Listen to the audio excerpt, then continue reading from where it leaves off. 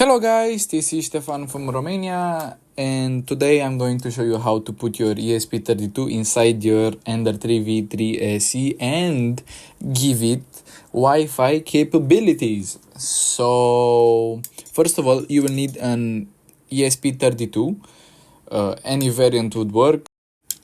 Okay, and now we should get going.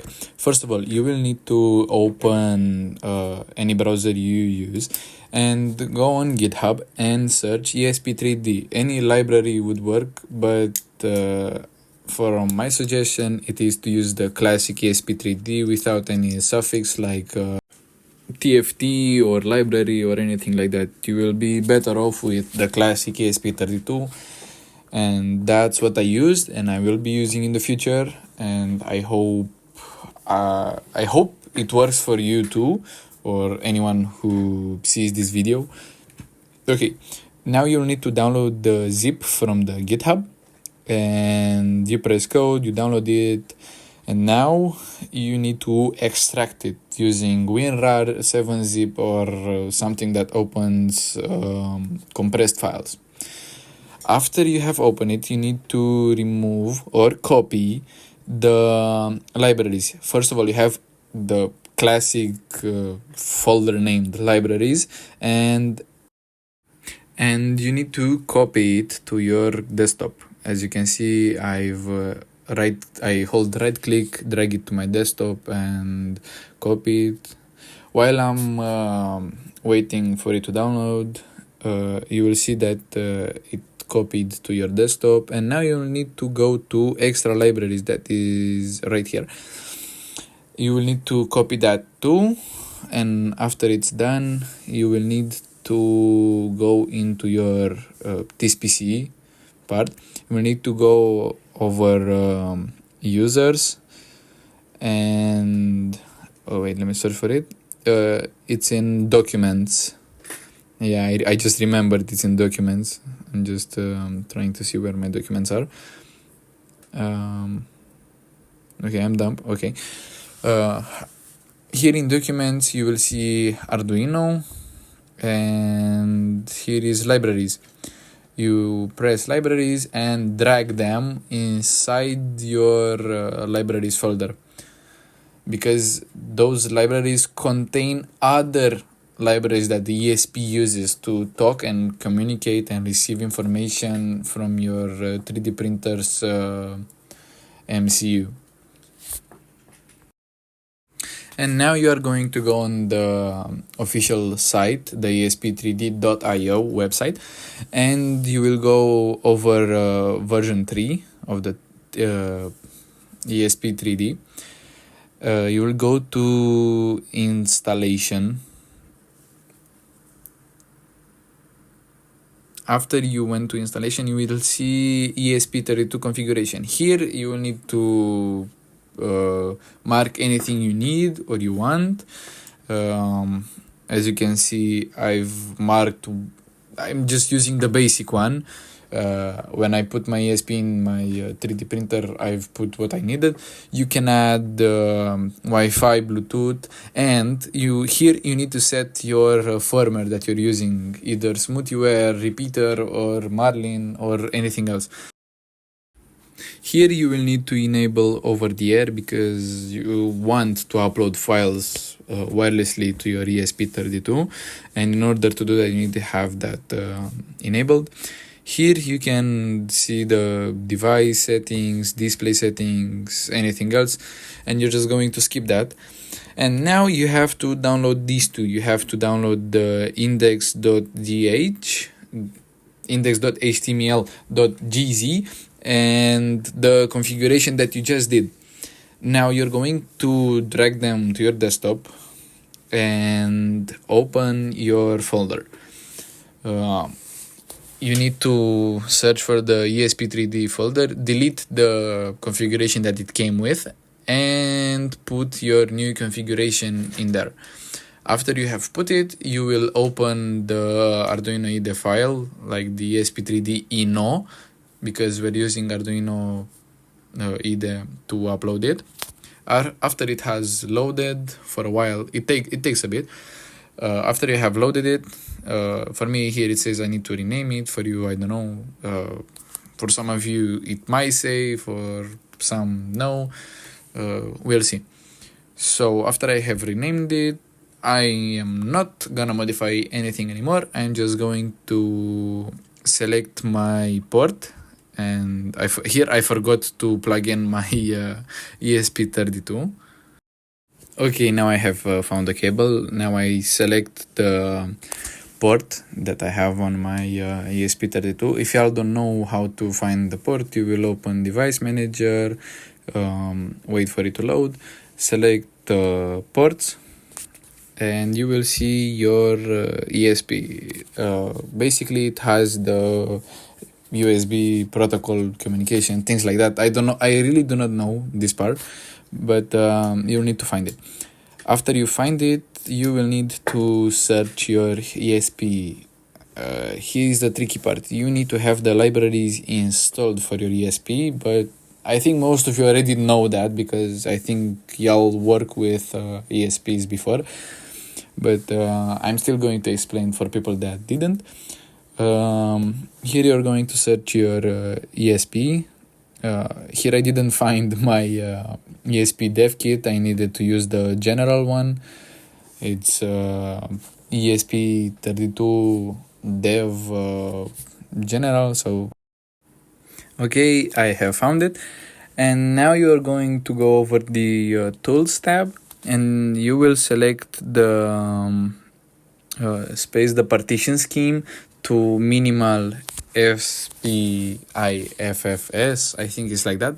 I don't know what it means, but for me it works because the file is over 1.3, I think, mega, and for me it worked like that.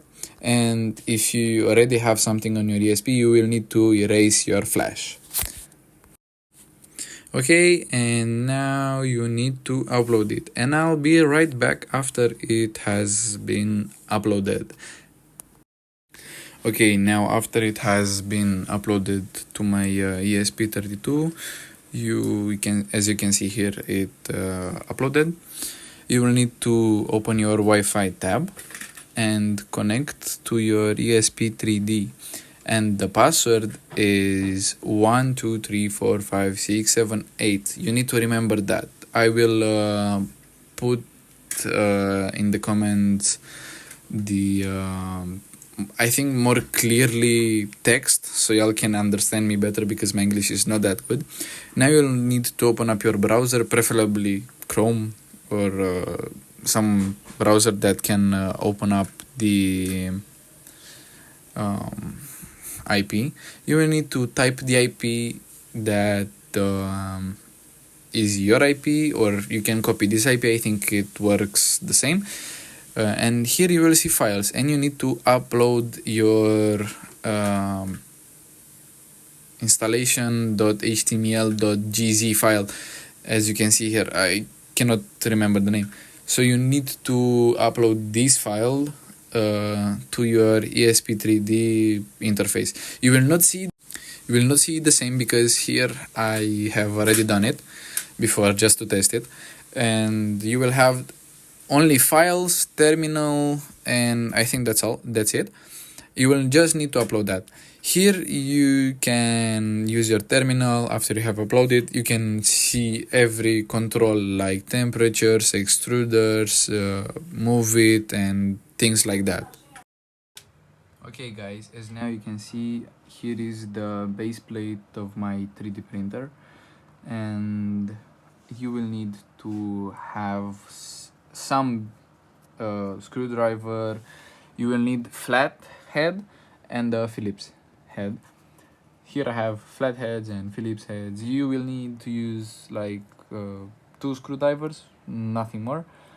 Okay guys, so after you've removed all of the screws, you will need to be careful of this cable. You need to remove it from this side and remove this port. Okay, mine came out with this, but you can always put it back. You will need to get it out and just place it back. This is the extruder and the hot end cable. and this is, or the z-axis, and this is the x-axis. This is the LCD, and this pin, I think it is the height. Yeah, it's the height, and this one is the bed temperature. And now you will need to get yourself a flathead screwdriver and remove this connection right here. Yeah, you will see you have one that has a ferrite circle, or yeah, this is the ferrite circle.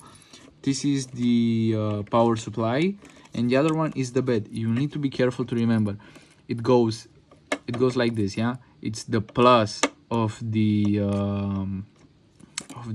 power supply, minus of the power supply, plus of the bed, minus of the bed.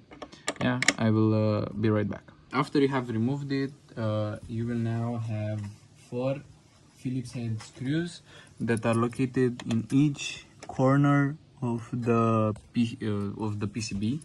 You have one here, yeah, you have one right here, one like right beside here, and one right in that corner. Here is my ESP32. This is still a DevKit V1, but it's with USB-C. And after I've removed it, I will show you the process. Okay, so I have just removed this.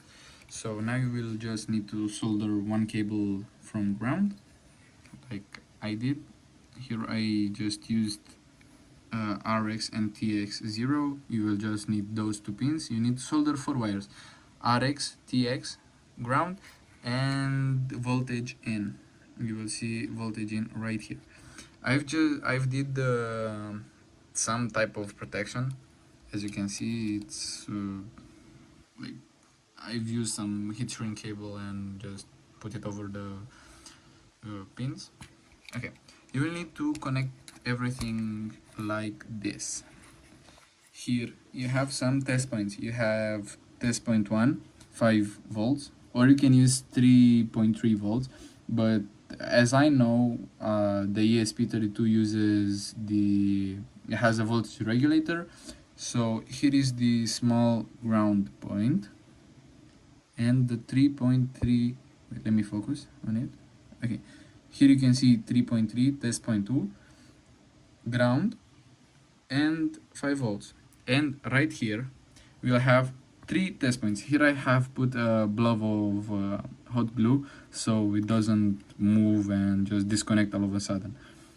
So the pins that you have here are like this. You have TP29, test point 29, that is the RX of the MCU, and test point 31, which is the TX. So I will put this picture right here, so as you can see, let it focus. Okay, so you need to remember this. The TP29 is RX and TP31 is the TX. After you've put a little bit of solder on this point right here, you have 2 points. They are really close together, but they have that protective mask, so just be careful. You solder the RX of the ESP32 to the TX, to the test point 31. Yeah, the RX of the ESP32 to test point 31, or TX, as I've shown you in the pictures, and the TX, like the transmitter of the ESP32, to the test point 29, that is the RX. So you need to cross them, RX to TX and TX to RX. So most of y'all, I think, you already know that. So basically that's it. After you have soldered it, you will have to put everything back, and the ESP32 fits really nice between the fan. You know, you have a fan on your base plate. It fits right next to it. It's like this, and it stays almost vertical. Yeah, you will see how it fits. So after you have soldered it and made this combination, as I like to say it, After you have soldered it, you will need to put it back in a 3D printer and come back to your PC, and I'll show you what to do next. Okay, so now you need to type with big letters M115, and that is for you to initialize your new client. And after you have done that and received this in the terminal, you will need to type M105 to receive the temperatures and everything else. So this is how you set up your ESP32 to your Ender TV3, and hope I didn't torture y'all with my bad English, but it happens sometimes.